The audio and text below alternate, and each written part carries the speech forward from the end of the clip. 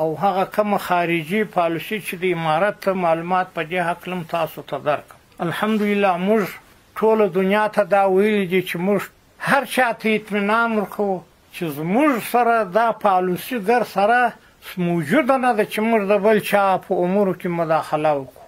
هیڅ دا خبره زموږ په نظام کې مطرح نه ده.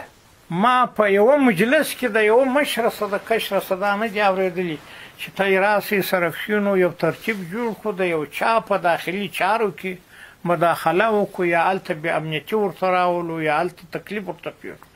که ګاونډیان دي او که د دغه سوه خواته نور مملکتونه دي. زموږ پالیسي دا داسې نه دی چې خدای نه کرده په خوله موږ داسې وایو او په عمل کې بیا داسې نه دی. موږ نه غواړو چې د چا په داخلي چارو کې لاس و چاته مشکل پیښ کړو د چا په کور کې بد امني راولو. موږ خپله په مشکلاتو کې غار کې کوشش کوو چې توان و طاقت مې چې د خپل ولس د دغه عذاب و د دې مسکنت د دې تکلیف څه وباسو د الله په نصرت سره. د بل چا فکر زموږ سره نشته.